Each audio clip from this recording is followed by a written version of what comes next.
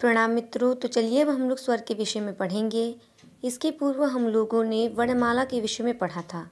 अब हम लोग स्वर के विषय में जानेंगे कि स्वर कहते किसे हैं और स्वर को कितने भागों में बांटा गया है, चाहे वो उच्चारण की दृष्टि से हो या जीभ के प्रयोग की दृष्टि से हो या मुख द्वार खोलने की दृष्टि से हो। उसके विषय में हम लोग आगे जानेंगे।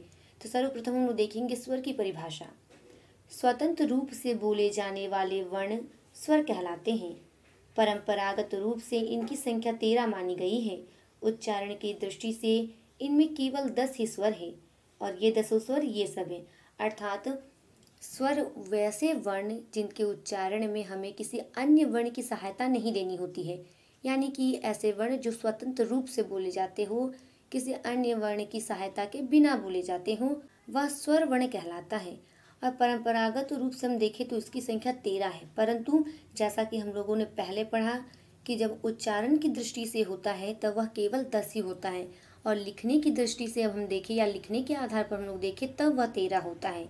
अब हम लोग स्वरों के वर्गीकरण को देखेंगे कि स्वरों को कितने भागों में बांटा गया है। पहला है मात्रा व उच्चारण काल के आधार पर, यानी कि मात्राओं के आधार पर उसे 3 भागों में बांटा गया है। इसका पहला जो है वह है ह्रस्व स्वर।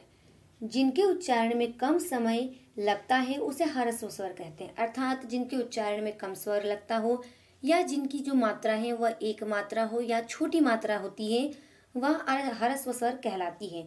जैसे कि अ, ई और उ जो है वह ह्रस्व स्वर के अंतर्गत आते हैं। उसके बाद है दीर्घ स्वर। जिनके उच्चारण में ह्रस्व स्वर से अधिक समय लगता है, अर्थात ह्रस्व स्वर की तुलना में 2 गुना समय लगता हो, उसे दीर्घ स्वर कहते हैं। यानी कि इसके उच्चारण में ह्रस्व स्वर की तुलना में 2 गुना समय लगता है और इनमें 2 मात्राओं का समय लगता है, यानी कि इनमें 2 मात्राएं होती है। इसके अंतर्गत आते हैं आ, ई, उ, ए, ओ और ऑफ वाला जो ओ होता है वो, ये सारे इसके अंतर्गत आते हैं दीर्घ स्वर के अंतर्गत। उसके बाद है प्लुप्त स्वर। जिनके उच्चारण में दीर्घ स्वर से भी अधिक समय लगता है। किसी को पुकारने में या नाटक के संवादों में इसका प्रयोग किया जाता है। अर्थात जिनके उच्चारण में हम लोगों को बहुत ज़्यादा समय लगे, यानी कि दीर्घ स्वर से भी ज़्यादा समय लगे, वह प्लुप्त स्वर कहलाता है। जैसे कि जब किसी को पुकारना होता है या किसी नाटक के संवादों में इसका प्रयोग होता है। जैसे कि हम एक राम लड़का है जिसे पुकार रहे हैं, तो उसे हम कैसे पुकारेंगे? राम कह के उसे र को पूरा खींचते हुए अंत में म बोलेंगे, वहां पर प्लुप्त स्वर होगा। जैसे हम लोग ओम का भी उच्चारण करते हैं तो वो भी प्लुप्त स्वर है, क्योंकि हम लोग सिर्फ ओम नहीं कहते, उसे ओम कहते हैं। उसमें ज़्यादा समय लगता है, दीर्घ स्वर से अधिक समय लगता है, इसीलिए वह प्लुप्त स्वर कहलाता है। अर्थात जब हम किसी को पुकारते हैं उस समय प्लुप्त स्वर का प्रयोग होता है और नाटक के कई संवादों में प्लुप्त स्वर का प्रयोग किया जाता है। नाटक के संवाद का अर्थ है नाटक के अंदर जब 2 लोग एक दूसरे से बातचीत करते हैं उस समय प्लुप्त स्वर का प्रयोग किया जाता है। कुछ कुछ शब्दों के उच्चारण के लिए, सभी शब्दों के उच्चारण के लिए नहीं। अर्थात जब हम किसी को पुकारते हैं वहाँ प्लुप्त स्वर का प्रयोग होता है। और उसी के साथ साथ जब हम लोग ओम की ध्वनि निकालते हैं उस समय भी वह प्लुप्त स्वर होता है, क्योंकि ओम को हम लोग खींच कर कहते हैं ओम, इसीलिए वहाँ प्लुप्त स्वर होता है। यानी कि मात्रा या उच्चारण काल, यानी उच्चारण में लगने वाले समय के आधार पर स्वर को 3 भागों में बांटा गया है, जिसे हम लोगों ने सरलता से समझा। पहला ह्रस्व स्वर, दूसरा दीर्घ स्वर और तीसरा प्लुप्त स्वर। अगला वर्गीकरण जीभ के प्रयोग के आधार पर किया गया है। इसके आधार पर पहला स्वर है अग्र स्वर। जिन स्वरों के उच्चारण में जीभ का अग्र भाग काम करता है, अर्थात ऐसे स्वर जिनके उच्चारण में जीभ का जो अग्र यानी आगे का जो हिस्सा है वह कार्य करे, वह अग्र स्वर कहलाता है। और इसके अंतर्गत 4 स्वर आते हैं। पहला ई, दूसरा ई, ए और ए, ये चारों स्वर जो हैं वे अग्र स्वर के अंतर्गत आते हैं। अगला है मध्य स्वर। जिन स्वरों के उच्चारण में जीभ का मध्य भाग काम करता है, अर्थात जिस स्वर के उच्चारण में हमारे जीभ का मध्य यानी कि बीच का हिस्सा कार्य करता है वह मध्य स्वर कहलाता है। इसके अंतर्गत केवल एक ही स्वर आता है, वह है अ। अगला है पश्च स्वर।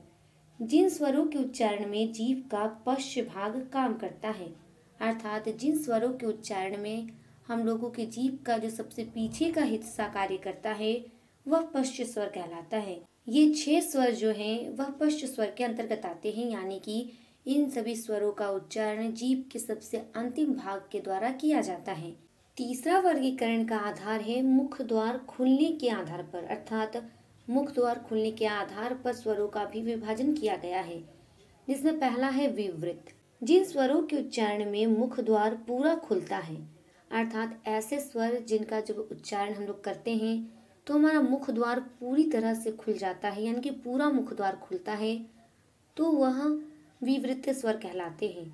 इसके अंतर्गत एक स्वर आता है जो कि है आ का जब हम लोग उच्चारण करते हैं तो हमारा मुख द्वार पूरी तरह से खुला रहता है। अगला है अर्धविवृत।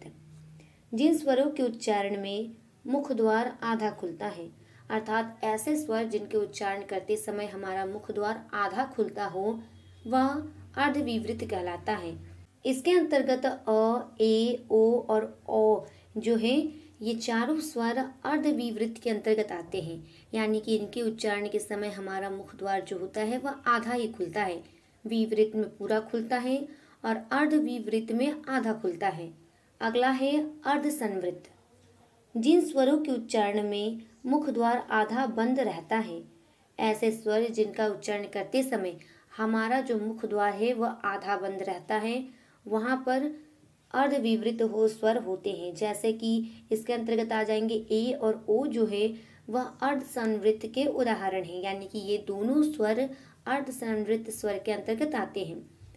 चौथा है संवृत।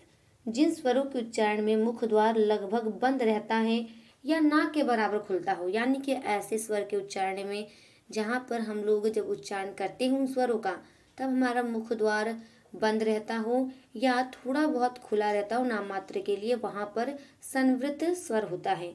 और इसके अंतर्गत ई, ऊ और ऊ जो है वह संवृत स्वरों के अंतर्गत आते हैं। स्वर के वर्गीकरण के बाकी के आधारों को हम लोग अगली वीडियो में पढ़ेंगे। तब तक के लिए धन्यवाद।